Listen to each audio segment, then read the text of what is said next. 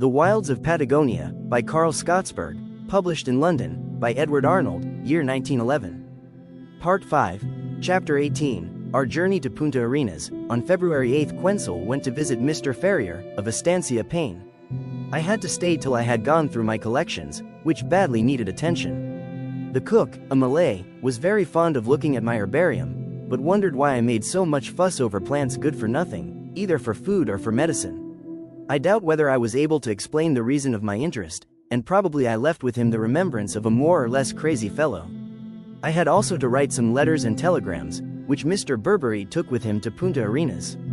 On the 9th I was ready, and rode away west accompanied by Pagels and a packhorse. The road led through the well-fenced camps of the company. Some rounded mountains with groves of roble forest gave the first idea of the Andes. We passed some buildings. It was the late Estancia Carc, one of the first in this part, but now, of course, abandoned. The same sight met us at Tweedy. Lago Toro lay open to our eyes, a typical alpine lake, surrounded by high mountains. It disappeared behind Cerro Toro, but another lake spread out instead, and we followed it for a couple of miles. This was Lago Sarmiento, remarkable as the largest Andine basin without an outlet. Considerable deposits of calcareous tufas are found on the shores. We halted at a house, but as nobody was at home we only let the horses take a mouthful of grass and continued our march. The road had come to an end, and was succeeded by a narrow path, winding over the hilly, forest-clad country. At once the view opened out. There was a lagoon embedded in green woods, and we saw a small hut, our destination.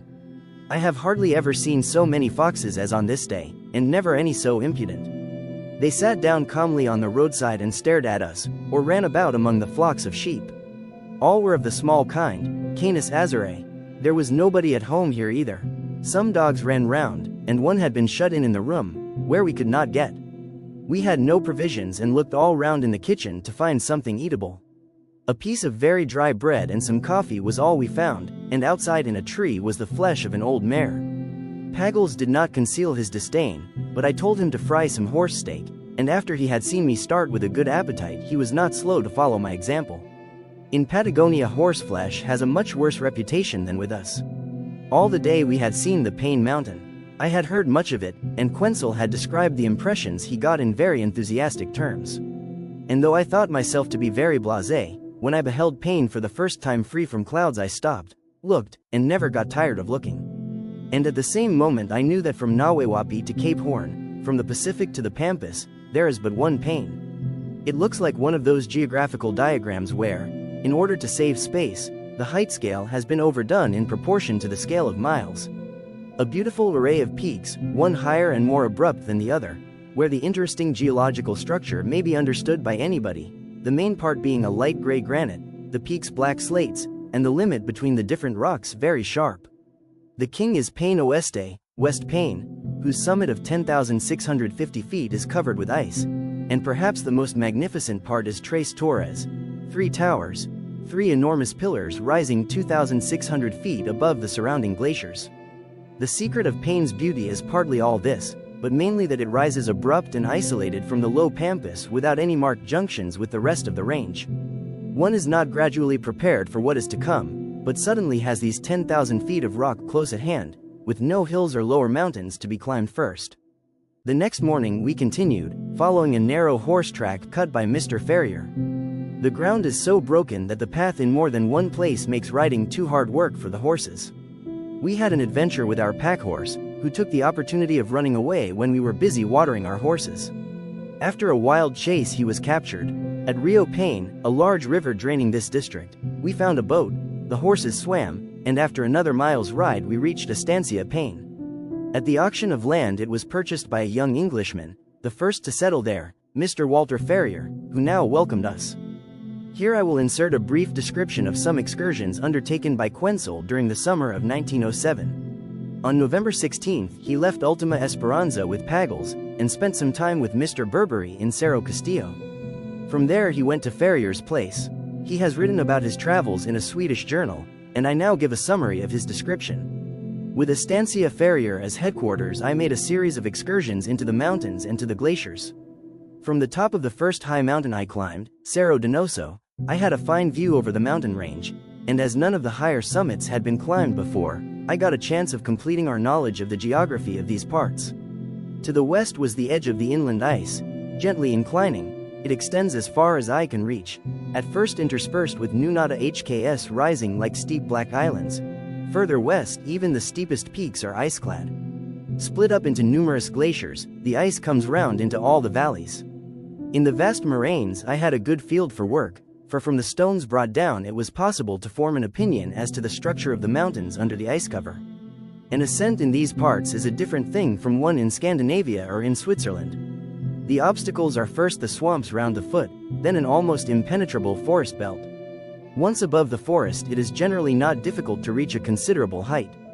The scenery from one of the mountains is well worth the trouble of the climb. Eastwards the endless pampas, in the west the Andes in all their splendor, and between the 100 smaller and larger lakes, everything the result of the Great Ice Age. From Ferrier's Farm I also went to Paine, a mountain differing widely from the rest even in its outlines. Even a non-geologist can guess that special forces have been at work in its creation. The lower part is nearly white, a light granitic rock crowned by a cap of black slates. In fact, we have here the ideal laccolite. On eruption the glowing magma did not break up through the crust, but only pressed up the slate like a vault. The way to Paine was for the most part difficult. We started with 3 horses and tents and provisions for a week, but after the first day had to leave the tent and everything not absolutely necessary behind. Our route followed the south edge. The forest grew worse. Step by step we struggled with prickly berberis thickets. After 6 hours hard work we had advanced a distance of hardly 2 miles, and the horses, not used to this kind of work, refused to continue. Our position was not an enviable one. It would cost us at least 4 hours to get back to a place where there was any grass for the horses, and hardly more than a mile ahead we saw open ground. But the thickets grew worse still. We were shut in by a steep mountain wall on one side and a small lake on the other. This last, unknown before and named by us Lago Skottsberg, now became our refuge. We resolved to take to the water, and this proved possible. Once brought down, the horses were able to wade along the shore most of the way. Only twice were we forced to unsaddle them and let them swim. The small, beautiful lake is visited by terrible tornadoes, which drive its waters into columns 300 feet high. At last we reached a camping place with good pasture, and round the fire we soon forgot all our troubles. But the night brought others. Hardly had we crept into our sleeping bags and gone to sleep when snow began to fall. Only after some hours did I realize that I lay shivering with cold in a pool of water, which was trickling in from the top. The rest of the night was not very comfortable. When we rose we found several inches of snow on the ground. In spite of the difficulties, our survey of Paine yielded very good results, uniting a highly interesting scientific work with a visit to a splendid mountain district. Our route the next day led first through a beautiful forest, easy to march in, where deer now and then looked at us curiously from behind the trees. Once we suddenly came across a whole family, peacefully grazing in a small depression.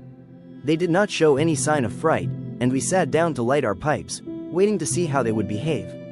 One after the other they now came to look at us, advanced till they were 8 or 10 steps off, went round us, and then walked off with an expression of sheer amazement. A fine buck came so close that the smoke from my pipe reached his nostrils. He shook his head and turned aside, evidently not appreciating the tobacco. To kill these animals, save to appease our hunger, would not have been possible for me. They were much too confiding. But our way led us higher, and now, suddenly, the aspect of nature changed. We had reached the edge of the forest. Below lay a deep canyon, its upper part filled with a glacier. We descended and followed the ice up the valley, and now stood in the heart of Paine, so to speak. All round precipitous walls rose. The narrow valley by which we had come had disappeared behind a protruding piece of rock. Nowhere was an exit visible. One stands as in a hollow mountain. The interior is worn away, the outer cover is partly left. This peculiar circumstance is explained by the geology. The interior consists of the readily crumbling granite, the cover of the more durable and resisting slates. All the day a never-ceasing cannonade saluted us. Masses of ice tumbled down the precipices all round, and were welded together on the next ledge to form a new glacier, slowly advancing till a new barranca caused a repetition of the same phenomenon. On our return some days later, to my great astonishment, I caught sight of a snow-white deer, which rapidly disappeared into the forest. The following days I crossed the place in all directions without finding any trace of it. Without doubt it was an albino variety of the common huemul, but as I had never heard of anything like it, I very much wanted to get hold of the remarkable beast. After I had finished my work round Paine, I moved my camp northward. Our way led west and north of the charming Lago Sarmiento, a lake 8.5 miles long, lacking superficial outlet of any sort. Only some insignificant streams empty into it. The water, clear as crystal, deep blue and brackish, the constant temperature, great depth, and the large deposits of calcareous tufas indicate that forces other than the ordinary ones of nature played a part when it was formed. Together with some alkaline and carbonated wells in the vicinity, it exhibits the last remnants of a post-volcanic action that followed upon the outburst of the immense eruptive masses in the neighborhood. On Christmas Eve I came to a shepherd's house, and stayed there to give my horses a rest. From there Quenzel crossed the Baguales range, using a pass situated west of the one by which we came down, went to Cattle's Place, and made the boat journey on Lago Argentino already described. When I arrived at Ferrier's estancia, Quenzel was ready to leave. He intended to go straight to Ultima Esperanza to complete some observations of the previous summer. Ferrier was just expecting visitors, a large party from Otway Station, and followed Quenzel, expecting to meet them on the way. Thus I was left quite alone in the house. I was suffering from a bout of influenza and went to bed early. But my rest was soon disturbed, for hardly had I put out the light when somebody knocked at the door. The whole picnic party was there, ladies, gentlemen, and children, greatly astonished at not finding Mr. Ferrier at home. He had evidently passed them in the brushwood, and I had to take charge of them. There was no cook, as Ferrier prepared his food himself, so as soon as I could I got some clothes on, went out in the kitchen, and arranged a quick supper for 8 persons. All the blankets and pillows of the house were collected, and gradually all settled down. The next day, however, after breakfast, Ferrier returned and I was relieved. With some provisions in our Melitas pagals, and I started on the 13th in order to penetrate as far west as we could. Ferrier had lent us fresh horses, and after a fine gallop across his estates we came down to Rio de Grey, Rio Blanco, the outlet of Lago de Grey, incorrectly called Lago Hothal on the Argentine maps. With the assistance of a Swede, Mr. Hulfers, in Patagonia known as Klondike Hans, Ferrier had made a hang bridge across the deep and rapid river. We carried our things across, swam the horses, and got into the saddle again, following the river till we came within sight of the lake. Between the trees we saw some fine icebergs, coming from the glacier in the northwestern end. Close to the south end empties a river, bearing no name on the maps. We called it Rio del Hielo, or the Icy River, for it comes from the inland ice. It was a laborious ride. At first the mountains left a narrow space, overgrown with shrub wood along by the water. We pushed through, often leading the horses, but the barranca rose higher and higher, heaps of blocks barred the way, the horses injured themselves and bled, which I did not at all like, as they were not mine. The forest became closer and closer, the thickets of Leñadura, Maidinus Magellanica, so dense that we hardly saw the horses, which we dragged along by the cabresta. With slabs we built a road across the last pile of stones, and I felt relieved when we had the animals safe on the other side.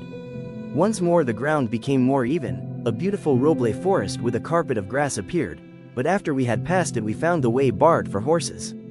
The mountain ran out into the water, which here forms some rapids, and we made up our minds to camp and continue on foot the next day. We climbed part of the obstacle, and came onto broken ground, woody ravines alternating with small open spaces covered with grass tussocks. The evergreen beach became more and more frequent. After a march of several hours we came to an even, gravelly plain, over which Rio del Hielo winds, and here the scenery was most imposing. The river flows from 3 different tongues of the inland ice. Opposite us was the nunatak called Cerro Zapato, further north the perfectly white Cerro Blanco, and in a northeasterly direction the Paine Mountain shows quite a new aspect. We followed one of the rivers up to the edge of the ice, for with our equipment we could not get further. I think it would be possible to cut across here to the Pacific. The distance as the crow flies to Peel Inlet cannot much exceed 18 miles, but the ice is full of crevices. After 12 hours hard walk we were back at the starting point, and spent a second night there. I had reached my goal and we could return. Down at Rio de Grey we had a passage of arms with the horses, who refused to swim. Pagel's horse broke the cabresta and ran away from him, but was captured again. I have seldom looked so shabby as when we came back to the settlement. My old faithful rags that had hung on since Bariloche and were old then were now at their last gasp. But a pair of Ferrier's old trousers enabled me to leave his place dressed like a gentleman. His visitors had gone, he was left by himself, and I stayed with him another 2 days. Then I had to go back to Cerro Castillo. Here I found letters from Halley, who had passed by there some days earlier on his way to Ultima Esperanza, and the next day I went there with the rest of our tropilla. Now one really new one was in the civilized part of Patagonia, a broad cart road, fringed with telephone poles, regarded with mistrust by our horses, here and there neat houses. We met many wagons and riders, but fortunately the locomotive of the company with its 2 big trailers stood still as we passed.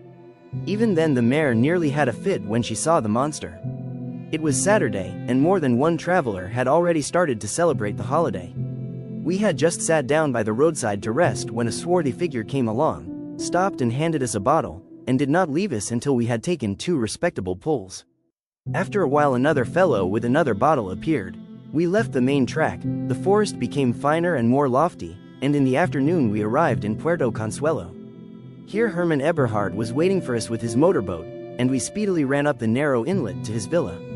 It is the coziest place in Patagonia. Generally people do not take much trouble with their dwellings, and the stranger is astonished when he gets into Eberhard's house and finds himself surrounded by all sorts of European comforts. The name Eberhard is famous in Patagonia. It was to a virgin land that Eberhard Sr., late captain of the port in Port Stanley, came in 1893 to try his fortune. We made his acquaintance in Punta Arenas in February 1908. Deeply interested in natural science, he opened his home to all the explorers who came to these parts. Quenzel also had been his guest. When we came back from the channels in June, we heard of his sudden and unexpected death. His son follows in his footsteps, and all who know him hope that the plot to deprive him of his camp will fail. On the occasion of the Great Auction in 1905, Captain Eberhard turned to the government claiming that an exception for his piece of land ought to be made as he had explored the country and was the first colonist there. The government proposed to the Congress that he should get permission to buy his ground privately. In January 1906 this proposal passed the Senate, but the House of Deputies had not taken up the question yet. Therefore young Eberhard felt the ground anything but safe under him. Quenzel and he had just returned from the boat journey. They had run into Worsley Sound and discovered 2 unknown inlets called Resi and Gessa. They also brought back a sketch map. What especially has drawn scientists to Ultima Esperanza is the famous Mylodon cave, situated in a barranca some few miles from Puerto Consuelo.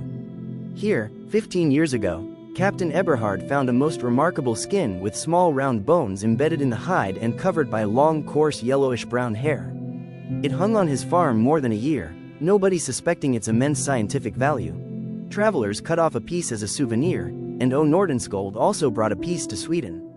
Great was the astonishment when it was found that the skin had belonged to a giant sloth, and all sorts of rumors that this animal was still living in Patagonia were set going. At the same time the attention of the scientific world was drawn to the find, and in 1899 Mr. E. Nordenskjöld went there to make excavations. A fine collection of bones and other remains of the big sloth, a Glossitherium, and many other animals, was brought together. In the upper strata he even found traces that a prehistoric human race had lived in the grotto. Close upon this Professor Hothal of La Plata made an exploration of the Great Cavern, and in spite of the Glossitherium occurring only in the lowest stratum, he and his collaborators came to the conclusion that the sloth had probably been contemporaneous with man, and even domesticated by him, for in one corner of the cavern a big deposit of dung, suggesting a stable, was found. However, none of the persons who studied the place or the deposits believed that the animal was still living in Patagonia, which did not prevent a big English newspaper from sending an expedition under a young man, Mr. H. Pritchard, in order to capture a living specimen for the zoo. This was in 1900. I do not expect the results of the expedition were commensurable with the expenses. There is much work left in the cavern. The floor is partly covered with a barrier of huge blocks which have fallen down from the roof since the deposits were formed. By removing them the layers must be found quite undisturbed.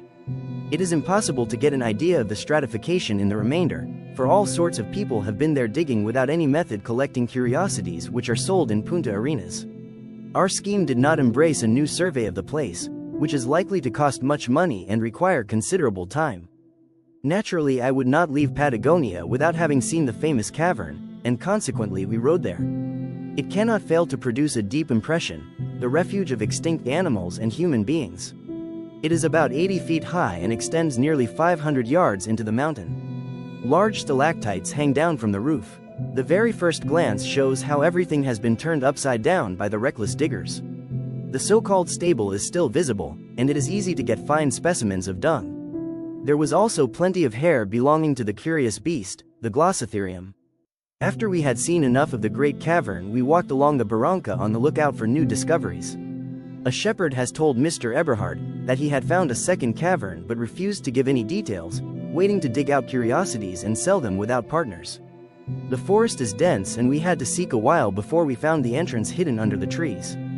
This cavern also is very beautiful, though only half the size of the original one. It was evident that the shepherd had done some digging there, but probably without result, for the soil does not seem to contain anything at all. However, it is necessary to make proper investigations. Before returning, we visited another cave, a narrow crevice, where we had to crawl in on our stomachs. There was not much air, just sufficient for our piece of candle. Eberhard had found a funny locust in there living in the darkness. Neither eyes nor bright colors are of use to it. It is half blind and nearly colorless. As soon as we had got a number, we crawled out again, not without trouble, for the stalactites got hold of our clothes like giant claws. The nature round Ultima Esperanza has a certain stamp of Northern Europe, and I do not at all wonder that Europeans thrive better there than in other places. I myself got very fond of the place and deeply regretted that lack of time did not permit us a longer stay than a day and a half. On February 22nd we said farewell, and after some hours' ride past the Argentine frontier, going on to Meyer's estancia on Rio Turbio, where we had been invited to spend a night. Large heaps of empty champagne bottles adorn the place, showing that sheep farming in Patagonia is a profitable industry. We found Halley here. He was pleased with his time spent and nothing prevented us from riding directly to Punta Arenas, only 3 days' journey. The road bends over a monotonous barren plain, over which a single basaltic mountain, Morro Chico, rises. It was dark when we reached the small hotel. We did not get much sleep, for the customers made a terrible noise all night. At 8 o'clock we were in the saddle again. All along the track lay dead horses. Here and there a fox was celebrating a feast, but our dogs soon laid him alongside the carrion. We halted at Laguna Blanca, another lake without an outlet, in order to get some food, but were soon off again, for we had a long march before us. We had resolved to make a small detour from the straight track and visit Otway Station, where we had been invited by the Saunders family, whom I met at Ferrier's farm, as the reader no doubt remembers. We thought of leaving our horses there and even hoped that Mr. Saunders, a representative of a very substantial company, would buy them. Fortunately, it was not too dark for us to find the side path to the farm, which we expected soon to strike. The horses were tired, and to our surprise hour after hour went by without any trace of human dwellings. We alighted and led the animals, trying to follow an indistinct cart track. We got on all right for a while, but lost it in the drifting sand on the shore of Otway Water, which we now saw again, or at least heard, for it was pitch dark. At random we groped our way when suddenly we heard a dog bark. Good, where there is a dog there are also people. Led by the sound we found the place. A dog tied to a pole. We shouted but got no answer. Later we found out that some men working at a fence had a tent there. Probably they were frightened and dared not answer. It is impossible that they did not hear us. There we were. It was so dark that we could not see 5 yards. We spread over the ground signaling to each other with matches and finally found another cart track.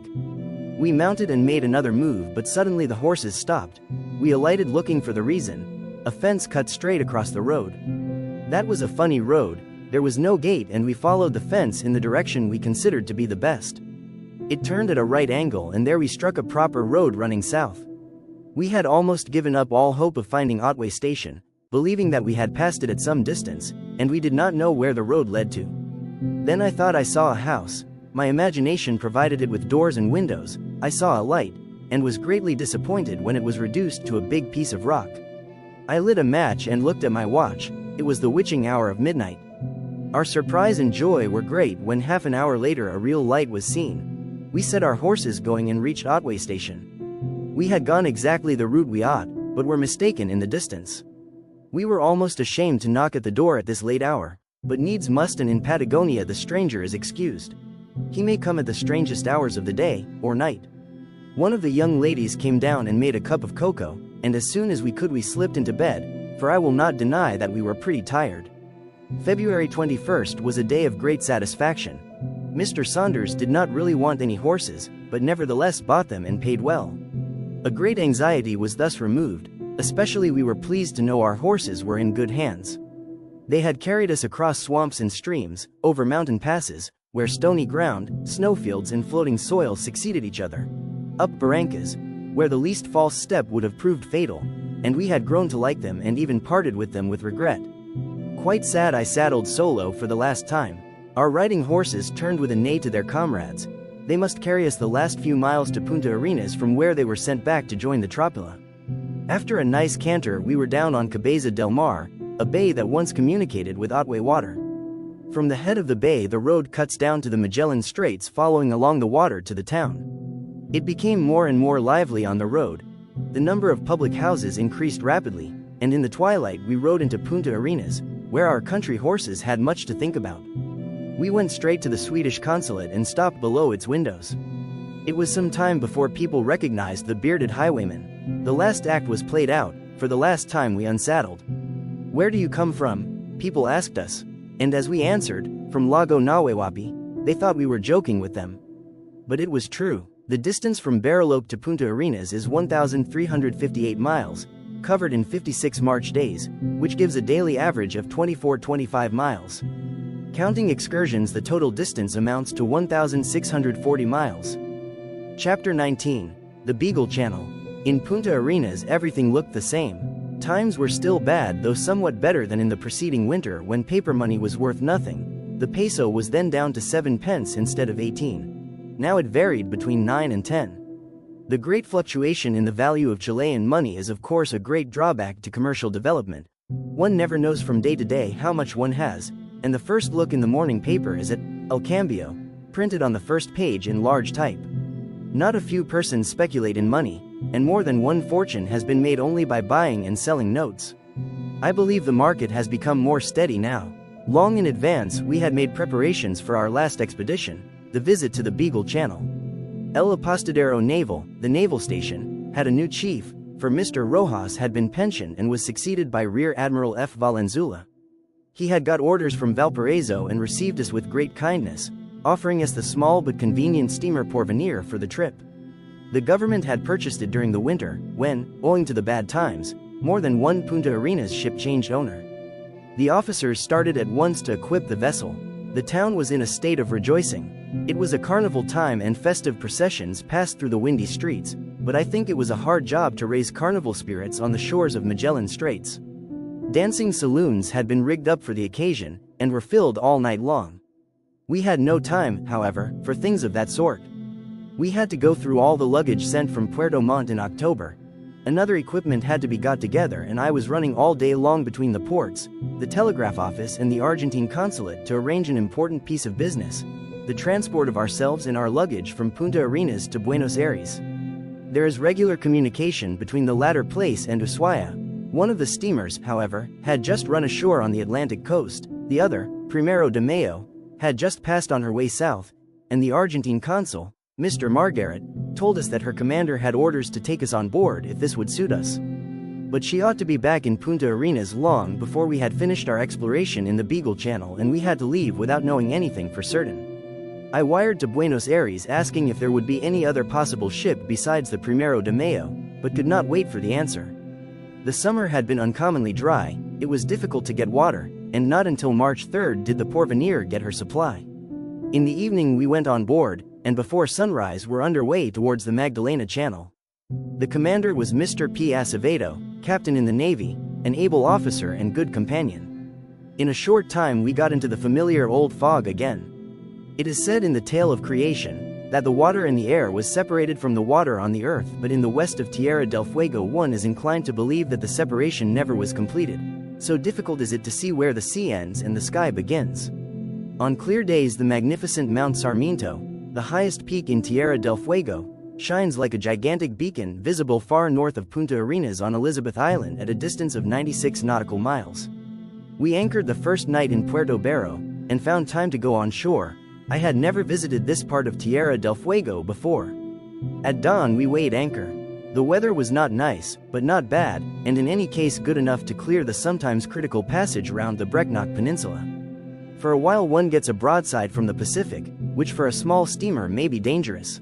We had vivid recollections of the Swedish expedition in 1896, whose journey in the Condor was nearly disastrous owing as far as I can gather to the carelessness or ignorance of the officers. The open passage with its black, storm-beaten rocks and reefs produces a terrifying and desolate impression. The whole business only lasted a couple of hours and then we came into smooth water again. We had just entered the Brecknock Sound, when we met the Primero de Mayo on her way to Punta Arenas, far too early for us. We saluted her with the flag, continued through Whaleboat Sound and anchored in Puerto Fortuna on the north coast of Londonderry Island. We had heard much of the beauty of the western Beagle Channel, but it almost surpassed our expectations. It is mainly the same sort of country as we had seen before, with steep shores covered with evergreen forests or bogs and with snow-clad crests and summits. But down here a new and important feature is added: the glaciers. In the Patagonian channels it is only in the inlets penetrating into the main range of the Andes that the glaciers come down into the sea. But in the west part of the Beagle Channel nearly every valley is occupied by a blue stream of ice coming down through the forest and causing that contrast between the eternal ice and eternal green extolled by Darwin and all travelers after him. Not only are the larger valleys that run down into the sea thus ice-filled, but any small depression on a mountainside has become a refuge for a wee tongue of ice. As we wanted to see a little more of the glaciers, we went into a bay called Glacier Sound. Probably no ship was ever in here, for the depth was unknown. We sounded, but the water suddenly shallowed so that we ran aground on the loose clay. Of course we got off again. Unfortunately, the way to the glacier was barred by closely packed drift ice, so we soon left the place and went to spend the night in Romanche Bay. We had now reached the most magnificent part of the Beagle Channel, the northwest arm, where glacier follows upon glacier. Opposite Romanche Bay there is one especially worthy of attention. Blue as only ice can be, it floats out over the mountain ledge, sending a vertical tongue down into the water. From the edge higher up the river rushes out of its vault, at once forming a waterfall playing with the miniature ice flows. The conditions at the Darwin Glacier further east were very favorable, making it easy to study the moraines as well as the vegetation round the ice border. Nature itself had come to our help. The ice does not extend down to the water, but ends in the forest. Some years ago the river changed its course owing to some accidental damming up, the obstacle disappearing. It returned to its old bed again and left the new one free of access. It formed quite a natural road across the forest and we could walk up to the ice very comfortably. The distance from the ice border to the first stunted trees is about 10 feet.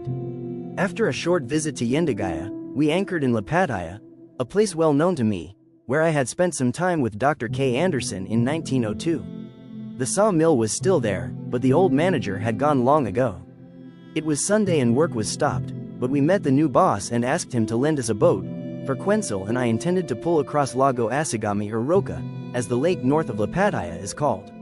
We saw at once that he was a stranger in the country, and we chose English to speak with him. However, Quenzel and I exchanged some remarks in Swedish and at once he joined in telling us that he also was a Swede, by name Lundberg. Another Scandinavian, a Norwegian, also worked in the small sawmill. The next morning we pulled up a rapid stream, the outlet of Lago Asagami. Without warning one is out on the bosom of the lake, hitherto hidden behind dense foliage. The eastern shore slopes gradually and is covered with dense forests down to the water, into which the trees dip their branches. The western shore is very different, rising abruptly like an immense wall of stone with snow patches in all crevices to a very considerable height. The highest peaks, nearly 4,000 feet, cast their dark shadow over the whole lake. It was rather strange after an absence of 6.5 years to plow the waters of Lago Asagami once more to catch sight of the pretty points where we rested upon the oars to breathe. Probably I shall not come back for the third time. The boundary between Argentina and Chile crosses this lake, cuts straight down to the Beagle Channel, following it to the Atlantic. In the morning we started in Argentina and landed in Chile at the other end of the lake. Here we had a hasty meal, standing or even running about to get clear of the innumerable mosquitoes. The Asagami Depression is continued by a broad valley of exactly the same nature as the Bedbetter Valley, traversed by a river. The bottom is impassable on account of the swamps and we worked our way through the forest alongside it till we reached a point from where we could overlook the neighborhood. We made out that we were in the Rojas Valley, whose river we had discovered the previous year, and thus had reached our goal. The same night we were back on board. To judge from the big mussel banks, Lipataya was once a main resort for the Yagan tribe. Halley made some excavations and found some bone prickers. The next day we continued eastward. We saw Ushuaia at some distance, but left it behind and went into the passage between the Navarin and Hoste Islands, the Murray Narrows. We knew that the English mission station formerly installed in Tekanika Bay had been moved to a place opposite this, and found it in Douglas Bay. There is no shelter here from the prevailing wind, but otherwise nature is prettier than in the old place. A heavy sea was running, but soon a small yawl came from the station pulled by 2 Indians, and in the person in the stern I recognized the English missionary, Mr. Williams, whose acquaintance I had made in Tekanika in 1902. He was greatly astonished at seeing one of the fellows from the Antarctic once more. We followed him ashore. What an agreeable contrast between this place and Dawson Island. Here the last remnants of the Yagan tribe are collected, numbering 170. Is it possible that only 75 years ago their fires blazed all along the Beagle Channel and round the archipelago of Cape Horn? They have been extinguished forever. But before all the Yagans gathered on the stations, the French Cape Horn expedition spent 1 year in Orange Bay. Quite a colony of Indians stayed with them and were studied from every point of view. I must also mention the valuable observations on their habits and language made by the late Thomas Bridges of Ushuaia, through which we possess a fairly complete account of this people. In Douglas Bay they are very well treated and get permission to make long excursions hunting and fishing. Mr. Williams is a practical man, whose enthusiasm for preaching the gospel has not led him astray, and the Indians seem to have confidence in him. He speaks their language fluently. Well, this might be considered a matter of course, though the Salesian padre on Dawson Island hardly knew a word of it. We had to leave Mr. Williams's pleasant home helter-skelter, for suddenly a southwest gale came on and it was all we could do to get back on board. We had to weigh anchor at once and seek shelter under Hoste Island, where we anchored in Allen Gardiner Bay, on the same spot where the lamented Antarctic lay in 1902. There were hardly any traces of the mission station, for all the houses had been moved to the new place. Here Halley had an important task to fulfill. Dr. J.G. Anderson had found fossilized wood and shells embedded before the folding of the Fuegian Cordillera took place. Thus an investigation of the fossils would give certain indications as to the age of the mountain chain. The collections were lost in the Antarctic, and we had come there to get new ones. Halley was left there with a tent, a boat, provisions and 2 men. We on the Porvenir went south. We were interested to visit the old station in Orange Bay. The commemorative pyramid with its marble plates was left intact, and a few steps from there was one of the pillars of the magnetical observatory. At night 2 boats of Indians came. They asked us to take them to the Wollaston Islands. They were abundantly supplied with provisions, flour, sugar, and sea, and had also brought a rifle. We went there the next morning. The southernmost of these islands is Horn Island with the famous cape. The forest is limited to small groves and thickets, and the vegetation much reminded me of what I had seen in certain places on the West Falklands. We only landed at 2 places and then crossed again to Paxsaddle Bay, as Quenzel wanted to study some of the localities where the French expedition had been. When we came back to Tekanina we found that Halley had got comrades, several Yagans, who had made a hut of sticks and bundles of grass. They were on their way to the mission, but could not help stopping, curious to see what the white men were doing. One of the sailors from the Porvenir had shown a rifle to them, which made them come to Halley, assuring him of their exceptionally friendly sentiments. He was pleased with his results, and in the afternoon of March 13th we went to Ushuaia. The capital of Tierra del Fuego has a very pretty situation on the channel at the foot of the Marshall Mountains and everywhere surrounded by roble forests. The harbor is formed by the woodless peninsula, where the houses that once belonged to Mr. Thomas Bridges' mission station are still left. Ushuaia is of importance as the Argentine deportation station. When I was here in 1902 the deported were just building a new prison, which was finished now long ago. The chief, Major Herrera, came on board and welcomed us in the name of the governor. He and the judge were the only officials left, for all the rest had gone to Buenos Aires in the Primero de Mayo. During the 7 years that had gone by since my first visit the place had been greatly developed. A new street behind the Strand, Avenue, and several buildings, above all a new police station, had been added, but the government house looked as shabby as ever and the jetty was even more ramshackle than before. Street lamps and policemen had increased in number and my old friends looked well and had grown fat, which proves that the prison gives sustenance also to its employees. It was indeed funny now and then to meet a face, half forgotten in the mists of past years. Naturally there was a very hearty welcome, and we gathered in Club Ushuaia, another step towards culture, and drank a toast to the merry and unexpected encounter. We had not much to do here, but I wanted to return to a place where I made some fine collections in 1902, and Halley went to look for ancient shorelines, indicating a post-glacial upheaval of the land. Nature in this part of the Beagle Channel is rather different from that further west. The total amount of rainfall is much smaller and the evergreen beach has nearly disappeared altogether. The mountains get lower. The Marshall Range is the last prominent part, where a miniature glacier may be found at a great height. The highest summit, Mount Olivia, 4,350 feet, attracts attention through its peculiar form. We made an excursion to a little stream coming from the foot of this mountain. In the forest it forms a small waterfall. Round it grow some fine evergreen beeches and there is an uncommonly rich cryptogamic vegetation. But then we had no reason to stop in Ushuaia, so we continued on the 15th under loud protests from the inhabitants who wanted to keep us there. We stopped some hours outside Gable Island, where Halley went on shore to collect quaternary fossils in the barrancas. The material gathered by J.G. Anderson had shared the fate of the Tecnica collections. We anchored in Harborton Harbor, where once more I found myself among old friends. Harborton is the only important farm on the channel.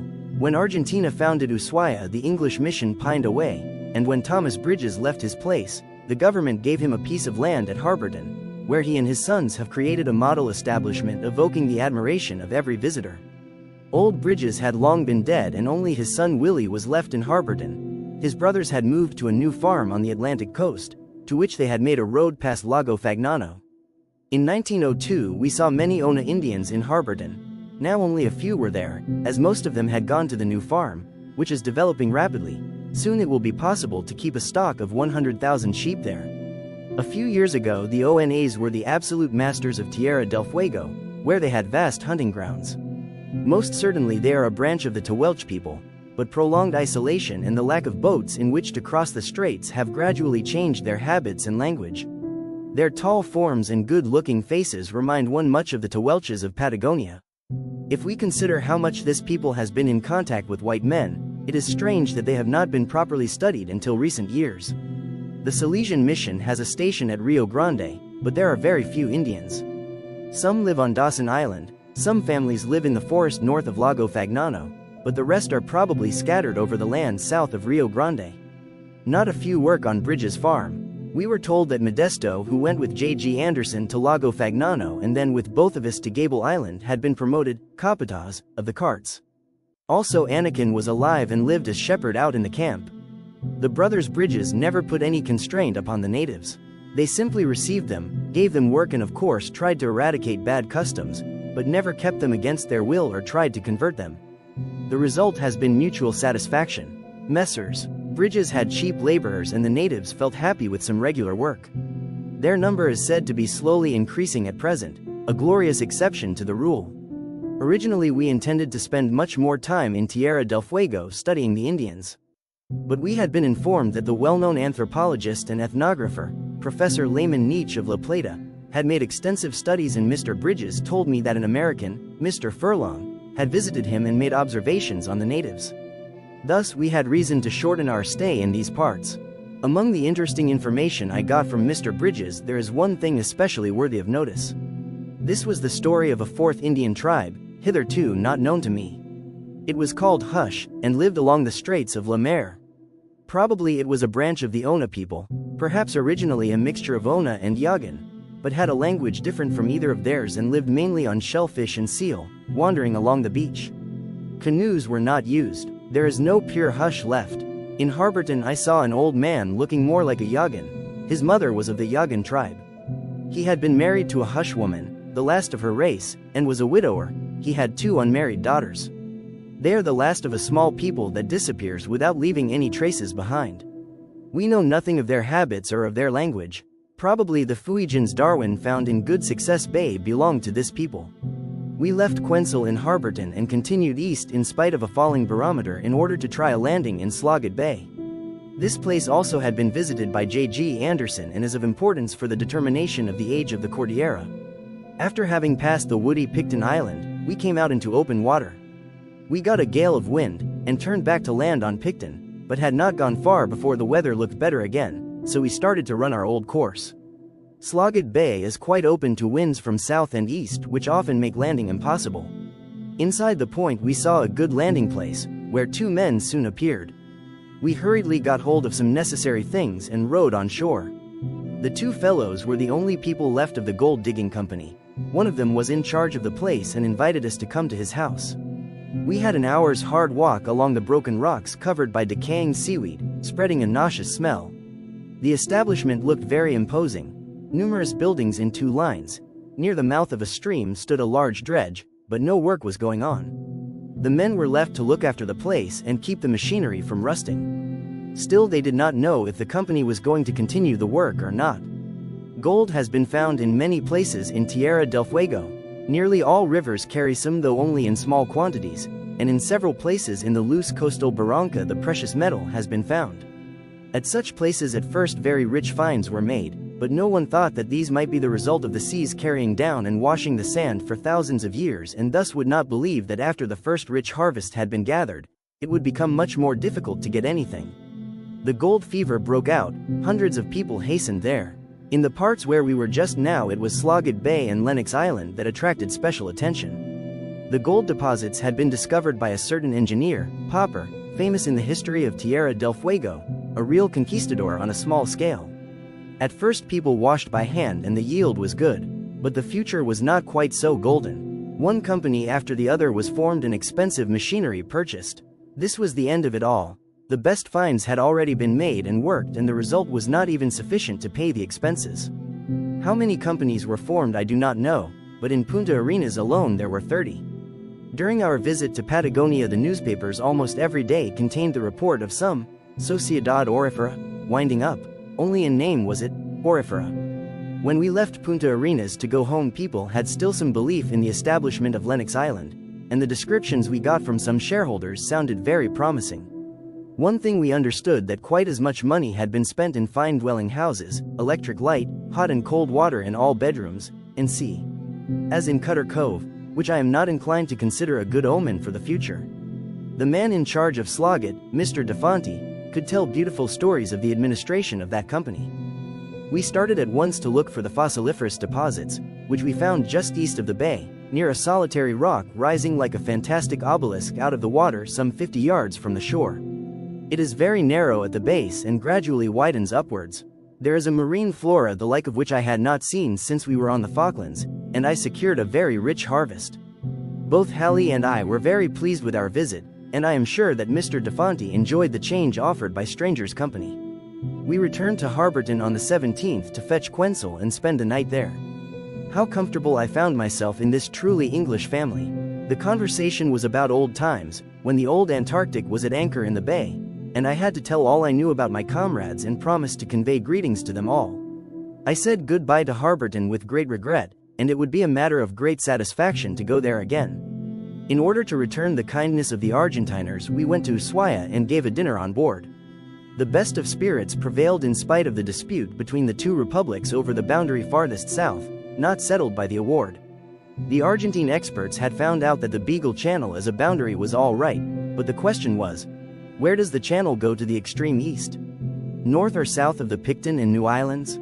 They insist that it goes south of these islands, which should thus belong to Argentina.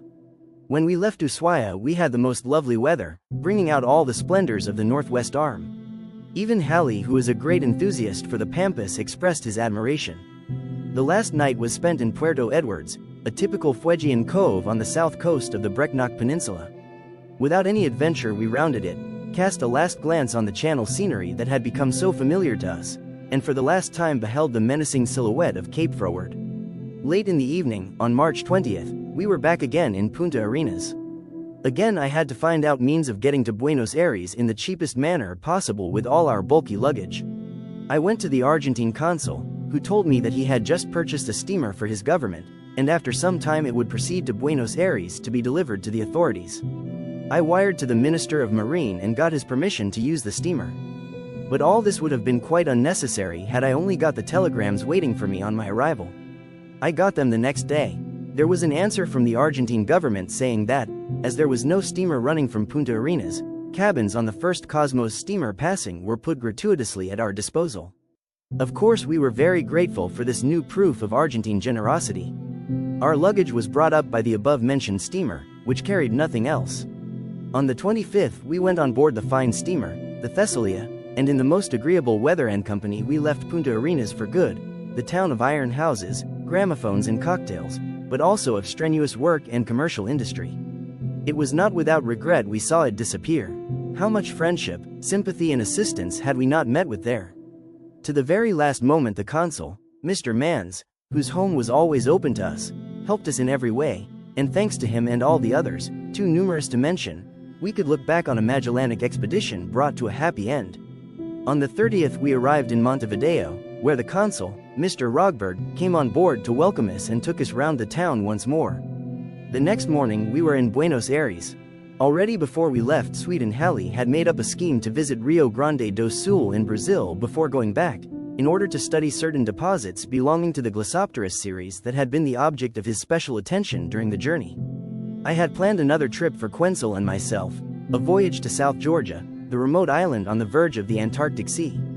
I knew this island well enough, but had important reasons for a second visit, and Quenzel very much wanted to see this supposed outpost of the Andes. Anyhow, it is closely connected with the region we had just left. When in December 1903 the members of the Antarctic expedition returned to Buenos Aires, rescued by the Argentine ship, the Uruguay, Captain Larsen, who had got news of the Norwegian law against whaling, was able to interest some people there to make a try south, and later the Compañía Argentina de Pesca started. With the permission of Great Britain the company built a station on South Georgia and commenced work in 1905. We had generously been granted passages on one of the company's vessels. The S.S. Cachalot was ready to sail when we came to Buenos Aires, and on April 2nd we again left the metropolis of South America and the civilized world. Chapter 20. A winter trip to South Georgia. Again we are alone with sky and sea. The future looks bright. We lie flat on the deck in the sun enjoying our siesta, a company of 5, we two, Captain Isbenson, his wife and brother-in-law, all 3 Norwegians. Like the quiet flow of a river the first days went by. Then, suddenly the engines stopped. There was much wondering and asking of questions. We had certainly noticed that they had begun to make some unusual noise, but did not think much of it. A closer investigation supplied no explanation. They were set going again, but the noise increased more and more. Again they were taken to pieces, but it was impossible to discover whence the mysterious sound could proceed. By a mere chance the fault was found. One of the cranks was loose on the shaft and we could not continue until such a serious fault had been put right. The engineers shook their heads and set to work without delay. Disabled, we lay adrift, but the weather kept fine. Far off a full-rigged vessel passed at a good speed. How we did envy her. 2 bolts from opposite sides were driven through the crank and into the shaft, but this work, which took a whole day, proved futile. The engine worked silently some few minutes, then the bolts were driven out by the rotation and we had to stop again. A new dodge was tried, a bolt of steel being driven right through crank and shaft and clenched at both ends. The weather had changed and we knew that we had gone south. The northwest wind was blowing very fresh, there was a high sea running and we might get a gale at any moment. On deck the crew was busy rigging yards on the short masts and making sails out of old tarpaulins so that we might get some way on the boat. Those who had nothing to do fished for albatrosses with a hook baited with a piece of meat. The repairs took a day and a half, but the bolt, 1 inch in diameter, held for 1 night only and then was literally cut into 3 pieces. There was now only the slight hope left that we could make a still thicker bolt and also replace the axle journal, filling in the semicircular notches in crank and shaft, with a new one. If this did not hold, we could do nothing more. We could not get enough sail on to steer against wind and sea. Where would currents and waves bear us? Certainly not to South Georgia.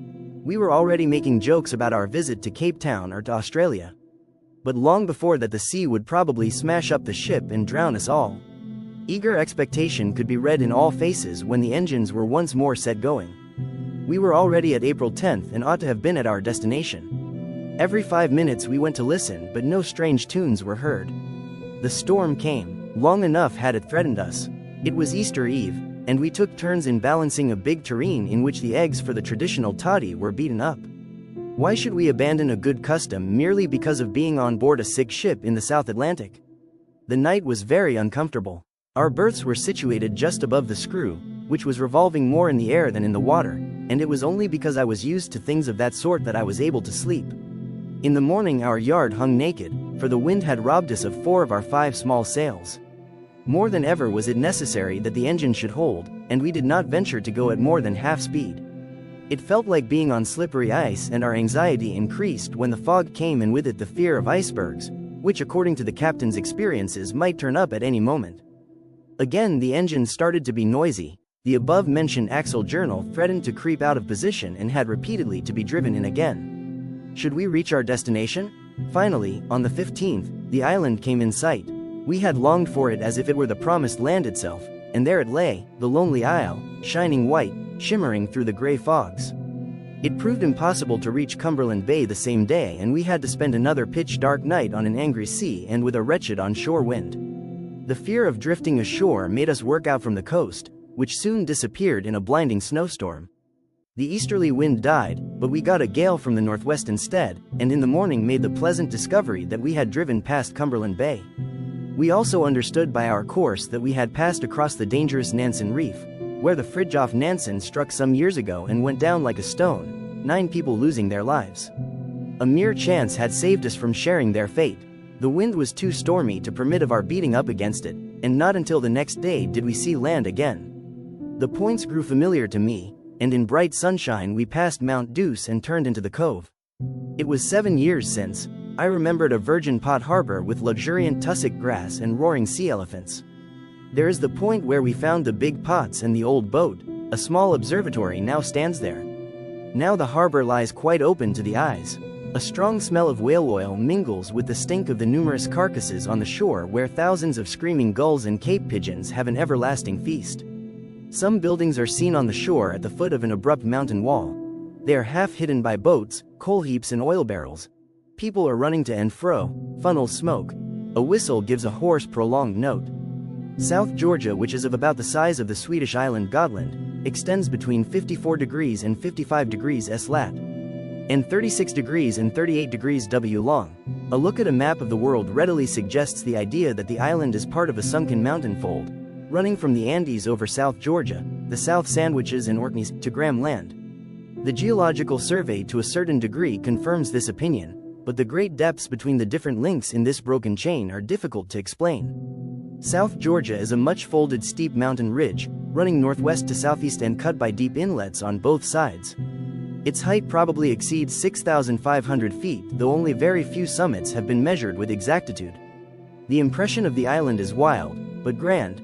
The mountains are very steep, the summits sometimes have a rather fantastic shape, and everywhere eternal ice and snow stand out against the black slates.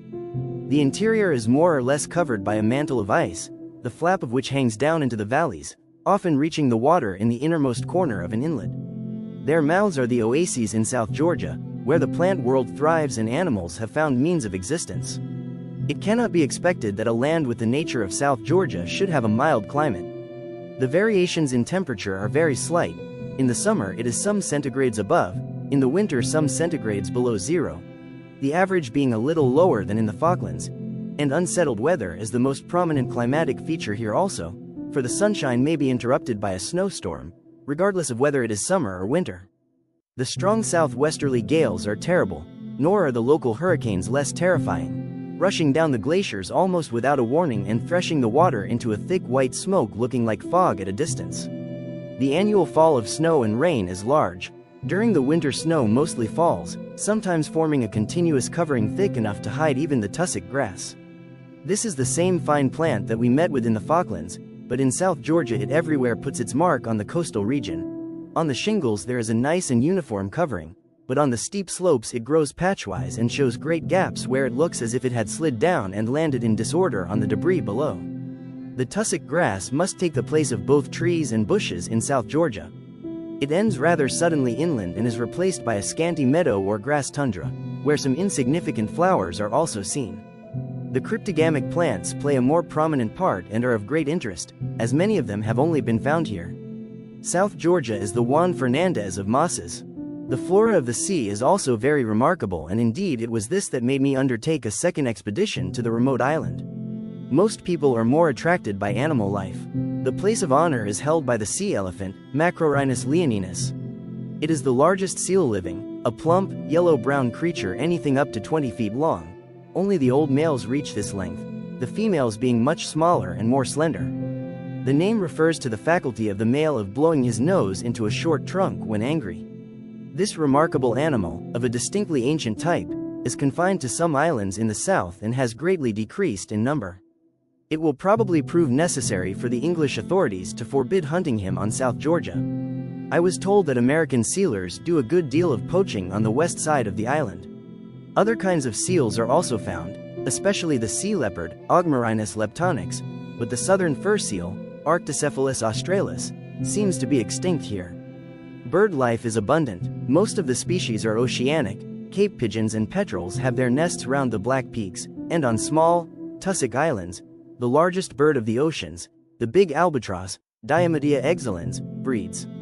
2 species of penguins have small rookeries, amongst them the king penguin, hardly less magnificent than his imperial cousin of the Antarctic. But one is still more attracted by the small land birds, the edible teal duck, Curcedula edeni, and the small teatlark, Anthus antarcticus, remarkably enough endemic in the island, merrily hopping about round the streams. In a short while we were moored alongside the quay. Larson's stout figure appeared. I had heard that after his visit to the South Sandwich Islands, he had been taken seriously ill. Now he looked himself again, and we slapped each other's backs properly. In the dwelling house another old acquaintance received me, the cook of the Antarctic, Axel Anderson, who stayed in his kitchen, day in and day out, during the long severe winter on Pollitt Island in biting cold, half choked by the nauseous smoke from the blubber. A remarkable encounter indeed. 3 old comrades reunited after 7 years on one of the places where they had camped together. The place had changed more than we. I hardly knew Pot Harbor with its shores spoilt and its air polluted. With great satisfaction we found the low land to be free of snow, and the first excursion gave good results. Judge of our surprise when the winter suddenly arrived. It snowed day and night, and did not stop until the ground was covered by snow, 2 feet deep, under which the plants remained out of reach. We comforted ourselves with the fervent hope that the snow would melt within a few days, and I started to work on the seaweeds, for here the snow could not hinder me.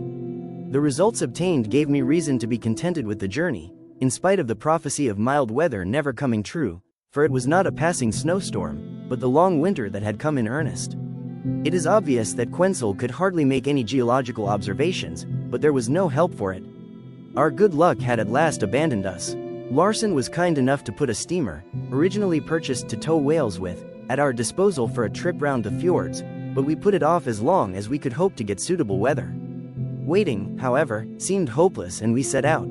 On April 24th the Undine left Pot Harbor. 7 years earlier, also in Cumberland Bay, the Swedish Antarctic expedition had celebrated the deed of the Vega. It was the first fine day since our arrival. The island lay there, radiant in all its Antarctic beauty, with every summit clear and sharp. We steered out to the sea and then followed the coast for some distance, making a visit to the so-called Stromness Fjord. There were 3 whaling steamers belonging to a Tonsberg company, laid up for the winter. Larson's company was all but alone on the island at that date, and the only one with a land station by means of which it is possible to make far more out of the whales than by floating boilers. They all come from Norway to spend the favorable season. According to Larson, there is already to be noticed a certain decrease in the number of whales, and by the governor of the Falklands will have to regulate the whaling in some manner or the colony will lose an important part of its income. Whalers have now reached the Antarctic islands also, and there are stations on the South Orkneys and also on Deception Island, the famous old crater. We continued north along the coast, past the entrances of several fjords and entered the Bay of Isles. The fine weather was gone again. An easterly gale and snow and fog came after us at a gallop, and we anchored at the very last moment before an impenetrable mist had hidden land and water from us. Had not Captain Angel been so familiar with all corners here, the night would have been rather unpleasant. The Undine, which is built on very elegant lines and makes good speed, was once Queen Victoria of England's pleasure yacht. In her declining years she still bears evidence of having seen better days. The large saloons and cabins with their real mahogany fittings tell us that we are not on board a common tug. The bad weather continued, but we were able to spend the next day on shore. At night the wind increased, and in the morning we had terrible weather with a mixture of rain, snow, and hail. However, we resolved to set out and came out in the heavy sea round Cape Buller. Just before nightfall we ran into a shallow bay, called by the Norwegian whalers Right Whale Cove. The wind grew more and more squally. A menacing bank of leaden clouds gathered in a westerly direction, and the night was indeed anything but pleasant. We had 2 anchors out and the engines ready, but every now and then the captain went on deck to have a look at the situation, for the hurricane was so terrible and the strains on the chains so violent, that every moment we expected to see them break. In the morning the same conditions prevailed, and it was hardly possible to stand on deck. Through the white foam we heard the roaring of the sea elephants in the tussock, but could not see them nor get the least glimpse of land, in spite of being so near. Now and then came a sharp and sudden snow squall. It was a pity that we had not got an anemometer. The iron rail round the bridge was bent by the pressure of the canvas, which perhaps gives an idea of the velocity of the wind. Down in the saloon we read or played cards and looked at the barographer, the index of which jumped a couple of millimeters at a time. In the evening the weather improved and we had a tolerably calm night. But alas, our time was up. We expected that the cachalot would be ready to leave, and with sore hearts we had to abandon our schemes of visiting the west coast. Settled good weather could not be expected, so although another snowstorm came on we left the harbor and made for the station. The fog was so dense that after half an hour we had lost every landmark and wondered how we should find our way back. Then, as if by magic, the fog lay behind us like a wall and we were out in the sunshine. We found ourselves outside Stromness Bay and were soon back in Pot Harbor. During our absence the 3 small steamers had been out fishing and got several whales, 2 of them right whales, Balaena australis. But once more the cutting up decks were empty and it looked as if we should leave South Georgia without having seen whale fishing. The weather was still miserable and the cachalot had soon taken in her cargo.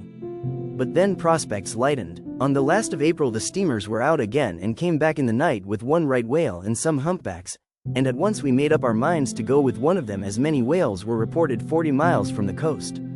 Hurriedly we took our oilskins and climbed on board, and the next moment the Carl started. She is a modern whaler, built of steel and specially constructed for the purpose. In comparison with her size, about 150 tons, the engines and winches may be described as very powerful. In the bows is the short, thick gun. It is loaded, and the point of the harpoon, where the shell is, protrudes from the mouth. From there a strong hawser goes down into the hull, where innumerable fathoms lie neatly coiled ready to run out. From the masthead single whales are seen blowing, but it is not worthwhile going after them, if one is sure that there is a school further out. Now we catch sight of one of the other steamers. With the glasses we see that her line is taut. Evidently there is a fish on the hook, and soon we are amidst the school. Monsters dive up everywhere, swimming in long files, blowing and snorting. A little more of the fat shining back is seen. For an instant the hump is above water and then the beast disappears. They come and go all round, not the least disturbed by our presence.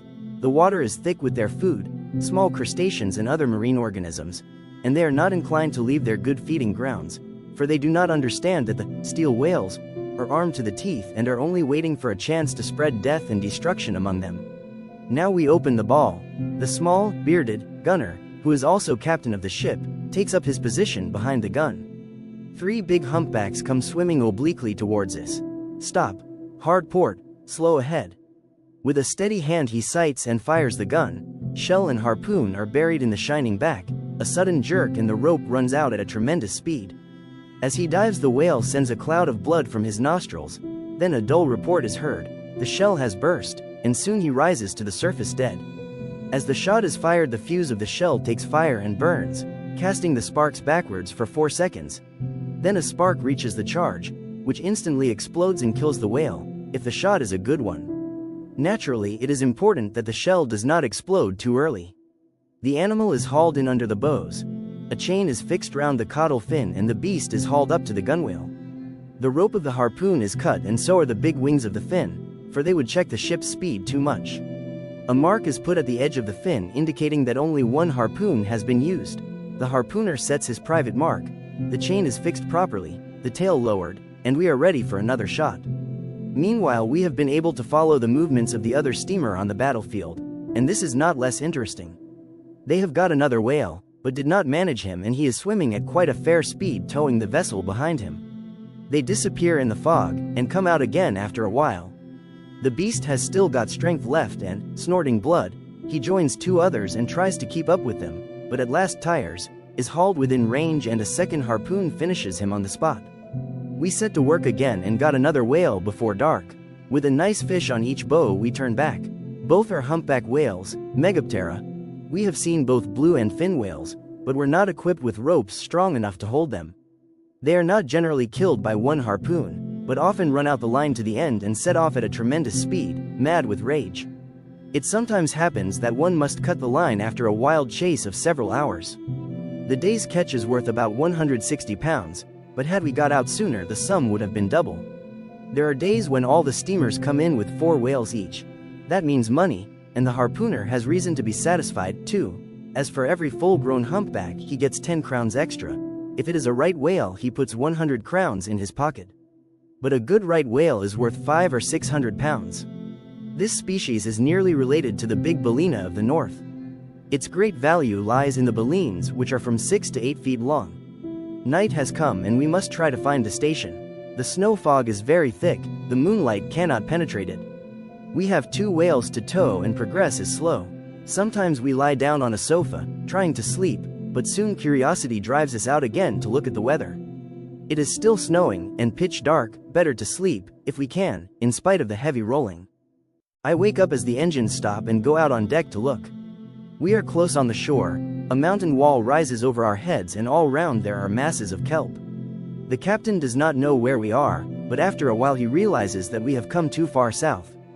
We back out again and change our course, old landmarks appear, well-known snow patches, and soon we are back in Pot Harbor, which is asleep in the silent winter night. It is 3:30 a.m. when we plunge into the snowdrifts to reach the house. Who knows if we should have gone to bed earlier had we been in Uppsala.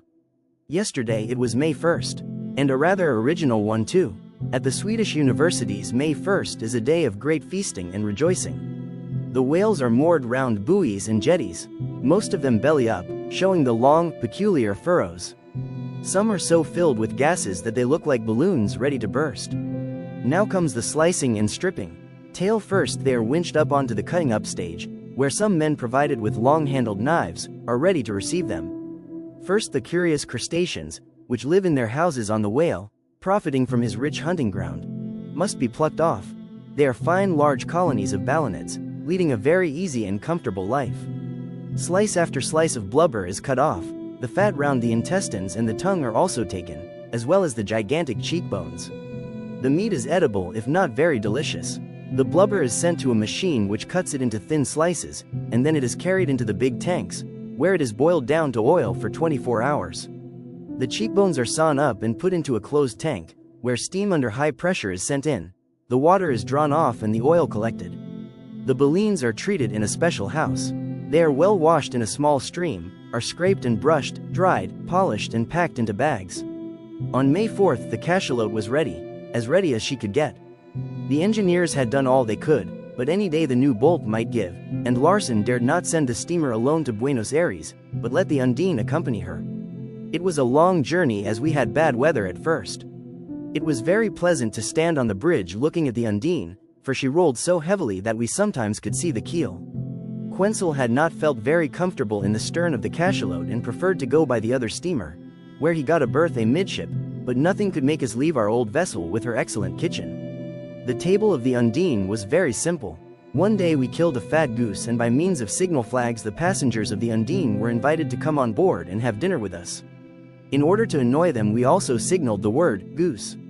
Come they could not, for it was impossible to put a boat off. They answered us very impolitely. After some days the engines began to give trouble and we tried to get a hawser on board the Undine, but failed owing to the heavy sea. She was to tow us when repairing. The next afternoon we repeated the experiment with better success. On May 14th land was seen, and the day after we were moored in the Boca, one of Buenos Aires suburbs, and I dare say all of us felt pleased that the somewhat adventurous passage had come to a happy conclusion. In Buenos Aires we had to wait some time before there was a Swedish steamer.